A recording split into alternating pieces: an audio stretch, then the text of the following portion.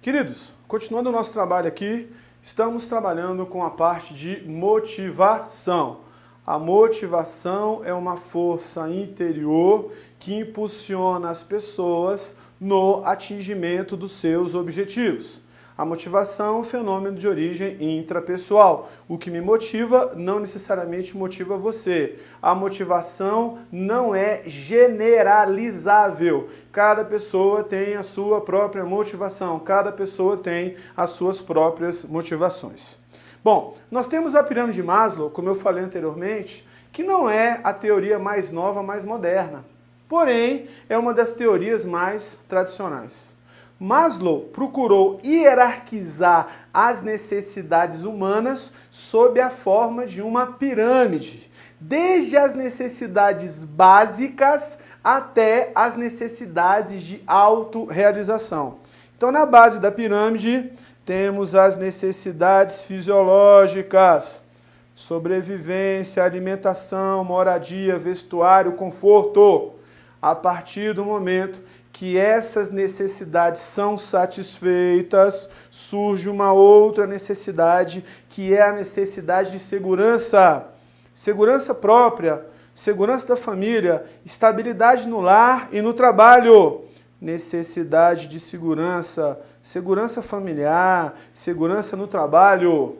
A partir do momento que essas duas são, de fato, satisfeitas, surge uma outra necessidade, que é a necessidade social, necessidade de aceitação, amizade, pertencer a um grupo de trabalho, necessidades sociais, ser aceito, ter relacionamento com as pessoas, ser aceito por um grupo de pessoas, ser aceito no seu ambiente de trabalho, necessidades sociais.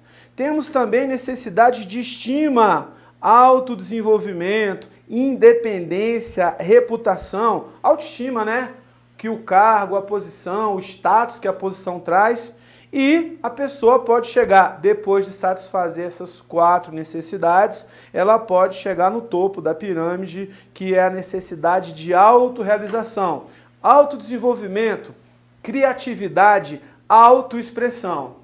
Professor, necessariamente todos vão chegar no topo da pirâmide? Não necessariamente. E eu acrescento uma coisa aqui, ó. Chegar no topo da pirâmide pode ser perigoso. Muita gente chega no topo da pirâmide e satisfaz tudo o que quer, todos os desejos muito rápido e muito cedo, chega lá e começa a fazer bobagem. Macaulay Culkin da vida, Justin Bieber da vida e assim sucessivamente. Ou seja, atingir muito rápido todas as necessidades pode ser perigoso e chegando lá no topo pode chegar a trazer uma certa desmotivação. A pessoa já satisfez tudo e satisfez tudo muito rapidamente. Beleza? Bom, eu quero estudar com você agora uma outra teoria. Teoria dos fatores. Teoria de Frederick Heisenberg. Heisenberg, ele vai pegar a pirâmide de Maslow e ele vai criar sua própria teoria. Na cabeça de Heisenberg, e na teoria dos fatores, nós temos fatores higiênicos, que são fatores não motivacionais e fatores motivacionais. Na cabeça de Frederick Heisenberg, os 3 fatores que estão na base da pirâmide de Maslow, necessidade fisiológica, necessidade de segurança e necessidade social, não são fatores motivacionais. Frederick Heisenberg chama esses fatores de fatores higiênicos. Na cabeça dele, não é isso que deixa a pessoa motivada, não é isso que de fato gera motivação. Esses 3 fatores, que são fatores higiênicos, necessidade fisiológica, na cabeça de Heisenberg, tem a ver com as condições físicas de trabalho, tem a ver com o salário e tem a ver com a vida pessoal. Legal, fator higiênico, é importante, mas na cabeça dele não é fator motivacional, é um fator higiênico. Todo mundo tem e não quer dizer que o meu trabalho, por exemplo, vai ser um trabalho de mais qualidade porque eu tenho esses fatores. Temos aqui necessidade de segurança. Para Maslow é motivação. para Frederick Eisenberg, são fatores higiênicos. Ou seja, a segurança tem a ver com a supervisão técnica, com as políticas administrativas, tem a ver com a segurança no cargo. Na cabeça de Eisenberg, isso aqui não motiva ninguém, são apenas fatores higiênicos. Para Maslow, nós temos as necessidades sociais, as relações interpessoais, supervisão, colegas e subordinados. Na cabeça de Eisenberg, isso é importante, mas são fatores higiênicos. Não levam, de fato, uma pessoa a ficar ou a estar motivada. Na cabeça de Eisenberg. Na cabeça de Eisenberg, fatores motivacionais de verdade são os dois últimos da pirâmide de Maslow. Ou seja, necessidade de estima, realização, reconhecimento, status e necessidade de autorrealização. Isso vai depender do trabalho em si, vai depender do progresso e vai depender do crescimento. Esses dois últimos fatores seriam fatores motivacionais de verdade. Guarda isso, que isso é importante para o nosso estudo. Então, olha só, enquanto Maslow, pirâmide tradicional, fundamenta uma teoria da motivação nas diferentes necessidades humanas, que é a necessidade infraorientada, Eisenberg alicerça sua teoria no ambiente externo e no trabalho de um indivíduo, abordagem extraorientada. Então Eisenberg ele não está preocupado com a parte interna, e sim com a parte externa, reconhecimento, status, trabalho em si, né, o prazer que você tem na atividade. Então, Eisenberg trata de uma coisa mais externa, ligada ao trabalho do indivíduo, ligada ao ambiente. Então, Maslow interno, infraorientado, e Eisenberg externo, extraorientada. Agora veja, Eisenberg assume dois fatores. Fatores intrínsecos, que estão relacionados com a satisfação, os dois últimos da pirâmide, claro que levando em consideração o ambiente externo, e os fatores extrínsecos relacionados com a não satisfação. Então, os fatores motivacionais para ele, claro, influenciados pelo ambiente de trabalho, o que é intrínseco para ele, são fatores internos. São os dois dos dois últimos níveis da pirâmide de Maslow. Estima e autorrealização. A realização que o trabalho me dá, a realização é interna, mas o trabalho me influencia, o trabalho é que tem essa influência externa, mesmo a orientação sendo interna. As pessoas me reconhecerem como um bom profissional, o desenvolvimento pessoal, o crescimento profissional e as pessoas reconhecendo isso e uma boa autoestima. Isso que é motivação de verdade, influenciado pelo meio externo, segundo Frederick Eisenberg. Na cabeça de Eisenberg, os três que estão na base da pirâmide de Maslow, necessidades fisiológicas, necessidade de segurança e necessidades sociais, são fatores higiênicos. Ou seja, as necessidades que estão nos três níveis da pirâmide. Ou seja, supervisão, relações pessoais, condições de trabalho e salários. Na cabeça dele, né, isso aí são fatores higiênicos. Fatores que não levam de fato a uma satisfação. E também, na teoria de Eisenberg, ele ignora totalmente os fatores situacionais. Ele não considera a motivação no aspecto da situação, da circunstância e do momento. Queridos, eu não estou aqui para contestar Eisenberg, dizer se eu concordo ou se eu não concordo. Não estou aqui para isso. Eu estou aqui para apresentar teorias motivacionais. Eu posso afirmar que 99% dos autores diz que a motivação é intrapessoal. Agora, como que ele coloca a motivação e como são as teorias motivacionais, aí depende do autor, depende da abordagem, depende do contexto. Aí já é outro caso, já é outra conversa. Vamos para uma outra teoria tradicional, que é a teoria de Douglas MacGregor. Ele trouxe a teoria X e ele trouxe também a teoria Y. Na realidade, a teoria X e a teoria Y, ela fala de dois, vamos dizer assim, dois perfis de pessoas. A teoria X é uma visão pessimista. A teoria Y é uma visão otimista. Teoria X, os empregados não gostam do trabalho, tentam evitá-lo sempre que possível. Os empregados devem ser coagidos, devem ser controlados e punidos para que possam atingir os objetivos. Os empregados evitam ter responsabilidades, preocupam-se em ter uma direção formal que lhes diga o que fazer. Então, nessa teoria X, que é a visão pessimista, a pessoa não está buscando crescimento, a pessoa não está buscando ascensão profissional, ela só está buscando a segurança, ela só quer cumprir horário, só está lá para ocupar um cargo. A maior parte dos trabalhadores põe a segurança em primeiro lugar e mostram-se pouco ambiciosos, segundo a teoria X de Douglas MacGregor. Isso, um perfil de pessoas numa visão pessimista. Já na teoria Y, ele tem uma visão otimista. Para os empregados, o trabalho é tão natural, é normal, como lazer, como descanso, como jogo, como futebol. Os empregados praticam autodireção, os empregados praticam autocontrole e estão comprometidos pelos objetivos da empresa. Uma pessoa pode aprender e aceitar e até procurar responsabilidades. Teoria Y é aquele perfil de pessoa que quer crescer. Trabalhar é uma coisa normal, é uma coisa prazerosa.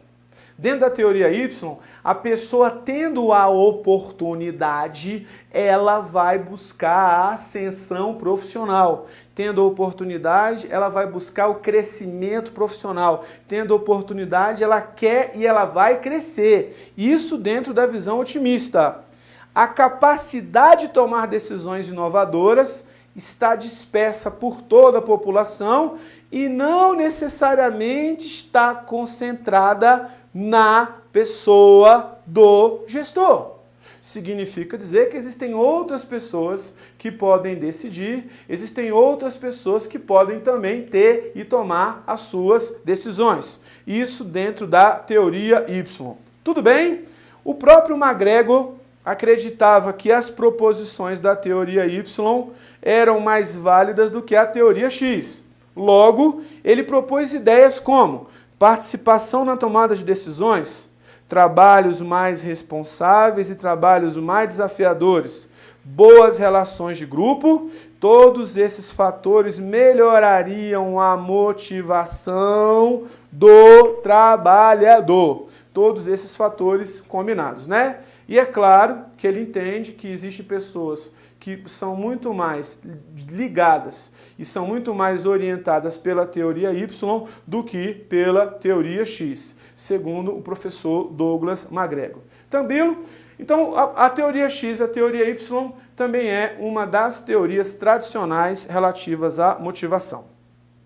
O professor David Mackland, uma teoria mais nova, teoria mais recente, ele identificou 3 necessidades secundárias adquiridas socialmente. Ou seja, 3 necessidades secundárias que são adquiridas quando a gente de fato está em conjunto e a gente de fato está no convívio das pessoas. Ou seja, necessidade de realização, necessidade de afiliação e necessidade de poder.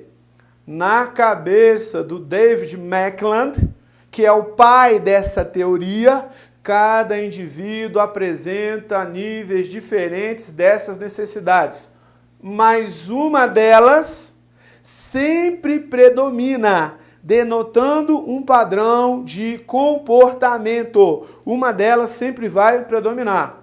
Então nós vamos ver o que são necessidade de realização, necessidade de afiliação e necessidade de poder. São 3 perfis, 3 características que, segundo o professor David Mackland, todos nós temos, porém, uma delas sobressai sobre as demais.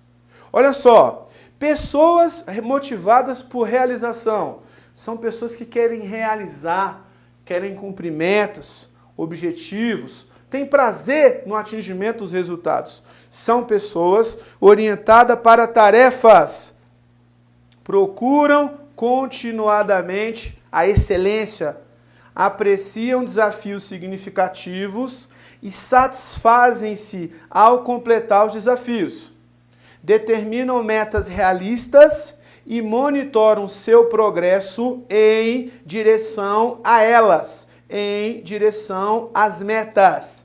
Pessoas motivadas pela realização. Tudo bem? A pessoa que gosta de cumprir o objetivo, que gosta de atingir as suas metas. Existem também pessoas que são motivadas pela afiliação. São pessoas que dão muita ênfase, muito valor aos relacionamentos pessoais. São pessoas que gostam de estar próximo a outras pessoas e pertencer a grupos de trabalho. São pessoas que cultivam a cordialidade e o afeto em suas relações e estimam o trabalho em equipe mais que o trabalho individual. Necessidade de afiliação. E existe também aqueles que são motivados pelo poder. Apreciam exercer influência sobre as decisões e os comportamentos dos outros, fazendo com que as pessoas atuem de uma maneira diferente do convencional, utilizando-se da dominação, do poder institucional, a posição do cargo e do carisma, poder pessoal, carisma, capacidade de persuasão. Gostam de competir e de estar no controle das situações. Então a pergunta que eu faço para você, segundo a teoria do professor David Mackland, onde você se encaixa? Segundo ele, você tem as 3 características. Você gosta de realizar, você gosta de trabalhar em equipe e você gosta de exercer poder e influência. Das 3, uma predomina sobre o seu comportamento, uma é mais preeminente e ela vai determinar como vai ser o comportamento, como vai ser o seu comportamento. No seu caso, qual é dessas 3 características? No meu caso, especificamente, a que predomina mais é a afiliação. Eu gosto de trabalhar em equipe, gosto de estar em equipe, liderando ou não, não importa, mas eu gosto de estar em equipe, essa proximidade, o diálogo, o bate-papo, a gente trabalhar junto, né? A gente atingir os objetivos juntos, isso é bacana, eu gosto. Então é essa que, de fato, no meu caso, especificamente, pegando o Cosme e Sérgio como exemplo, é que determina como que é a minha motivação e o meu comportamento. Vamos para uma outra teoria, que é a teoria do professor Victor Vroom. Você vai se lembrar que quando eu falei de mapeamento de competências, eu citei o professor Vroom. Ele falava de mapeamento de competências, né? Autorrealização, a pessoa participa da avaliação, deixa de ser um passivo e passa a ser ativo na avaliação, passa a atuar na avaliação e assim sucessivamente. Então, olha só, vamos falar do professor Victor Vroom. Características de sua teoria. Ele rejeita noções pré-concebidas e reconhece as diferenças individuais. Sua teoria se restringe exclusivamente à motivação para produzir. Exclusivamente à motivação para produzir. Esse é o contexto da sua teoria.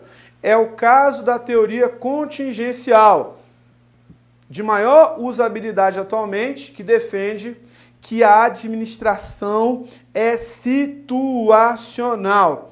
Professor, a administração é situacional? É, exatamente. O que significa dizer? Não existe um the best way, um único e melhor jeito de organizar. Tudo bem? O que significa dizer? A administração, a gestão depende do momento, a administração depende do contexto e a administração depende da situação.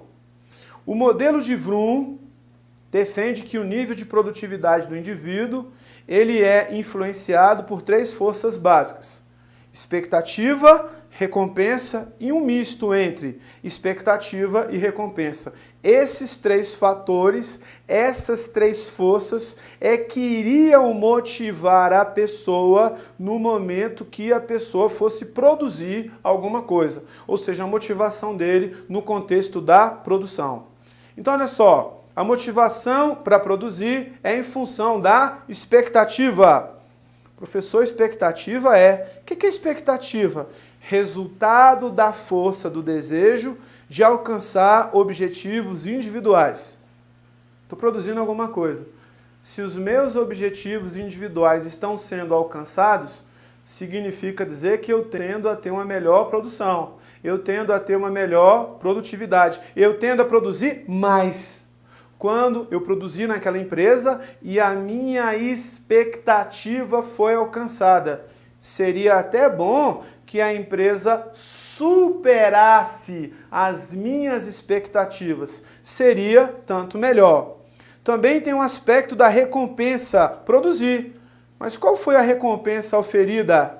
Resultado da relação recebida entre produtividade e o alcance dos objetivos individuais. Qual a recompensa que eu estou aferindo, né, quando a gente consegue atingir os nossos objetivos? Né? Ou seja, tem pessoas que ficam motivadas e produzem mais quando conseguem atingir o seu nível e aquela recompensa que ele estava buscando. E também nós temos um misto entre expectativa e recompensa. As duas forças. A capacidade percebida de influenciar seu próprio nível de produtividade. Essas duas forças aqui é o seguinte: minha expectativa foi alcançada e a recompensa que eu buscava eu também consegui atingir. Esse misto entre os dois é que me deixa motivado para produzir. Isso, segundo o professor Victor Vroom, teoria dele. Como eu falei para vocês anteriormente, não estou aqui para discutir e para contestar as teorias. Estou aqui para passar as teorias para você. Por exemplo, professor David Mackland, necessidades secundárias que você, né, estuda no convívio social. Aqui, necessidades que você tem e motivações para produzir. Significa dizer que é outro contexto. Vamos falar agora do professor Chester Barnard. Chester Barnard reforçou a necessidade de uma comunicação direta e simples dos objetivos da empresa. Para o professor Barnard, o papel do presidente executivo não é o papel de um ditador. Parte da sua responsabilidade, parte em dar enfoque aos valores morais da empresa. Então aqui eu já tenho duas características. Primeira característica, eu preciso comunicar aos colaboradores os objetivos da empresa. Cada colaborador tem que saber exatamente o que a empresa busca, quais são os seus objetivos, quais são as suas metas. O colaborador tem que ter isso em mente. Então a empresa tem que passar isso para ele. E outra coisa, enfoque aos valores morais da empresa. Ao ambiente de moralidade, ambiente de respeito. Lembrando que moral é sinônimo de ética. A empresa tem que ser ética. Pagar no dia certo, fazer o depósito do FGTS, pagar o INSS, fazer tudo certinho, fazer tudo adequadamente. Para o professor Chester Barnard, a parcela maior de responsabilidade pela integração dos objetivos individuais associados aos objetivos organizacionais recai sobre a alta organização, recai sobre a alta cúpula da empresa, a alta cúpula organizacional, segundo o professor Chester Barnard. Você vai se lembrar que objetivos individuais e objetivos organizacionais, quando eu comecei essa parte de RH, eu falei disso. Eu falei, olha, o setor de recursos humanos tem que conciliar os objetivos da empresa e os objetivos do empregado. Lembra? A empresa quer crescer, o empregado quer ganhar mais. A empresa quer conquistar novos mercados. O colaborador ele quer reconhecimento. Lembra disso? Segundo a teoria motivacional do professor Chester Barnard, conciliar aqueles objetivos recaía sobre a alta cúpula. Ou seja, na cabeça dele, tinham que partir estratégias da alta cúpula da organização para que, de fato, você conciliasse os objetivos entre as pessoas e a organização. Dentro da teoria do Chester Barnard, existe a teoria da aceitação da autoridade. Segundo ele, a autoridade não depende do superior, mas depende do subordinado em aceitá-la ou não. Quando que isso acontece? Quando ele entende a ordem, a ordem é dada a ele, que é a comunicação dos objetivos da empresa, ele julga essa ordem compatível com os objetivos pessoais e os objetivos da empresa, realmente essa ordem é legal, né? Porque está me dando uma ordem, eu vou aumentar a produtividade, eu vou produzir mais, da melhor maneira, eu vou fazer esse curso, o meu objetivo vai ser alcançado, o objetivo da empresa também, e além disso, quando ele julga compatível com seus objetivos e com os objetivos da empresa, ele é capaz de cumprir aquela ordem, quando tudo isso acontece. Teoria da aceitação da autoridade. Por isso que se diz que a autoridade não se impõe, né? A autoridade se conquista. Não adianta eu querer impor uma autoridade e alguém não quer receber aquela autoridade. Beleza? Feito isto, vamos trabalhar agora com a parte de liderança, a parte de trabalho em equipe. A gente vai ver que o líder é aquele que influencia. O líder é aquele que influencia altas expectativas. O líder, muitas vezes, ele usa o seu carisma, ele usa o seu poder de dominação, o seu carisma pessoal para incentivar as pessoas a desenvolverem um bom trabalho, a desenvolverem um trabalho de qualidade, um trabalho de excelência. O que é liderança, então, professor? É a habilidade de influenciar pessoas para trabalharem entusiasticamente, visando aos objetivos identificados como sendo para o bem comum. Ou seja, a principal ferramenta que você usa em termos de liderança é a comunicação, é a capacidade de influenciar. Liderança diz respeito a uma capacidade de persuasão, capacidade de persuadir. Isso vai se dar através da comunicação. Agora veja uma coisa interessante. Chefe meramente superior e hierárquico está para grupo, assim como líder está para a equipe. Chefe está para grupo, assim como o líder está para a equipe. Ou seja, a gente vai ver as características do grupo, mas o ideal é que o líder consiga fazer com que o grupo se transforme em equipe. Isso é o ideal. O que é um grupo, então? Junção de pessoas que têm objetivos comuns, centralização nos próprios objetivos individuais. Você trabalha junto.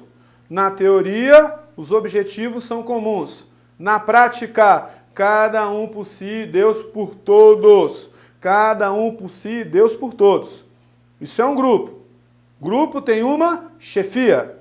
O que é um grupo, então? Você está junto, mas trabalha só. Cada um faz sua parte. ênfase nas habilidades técnicas.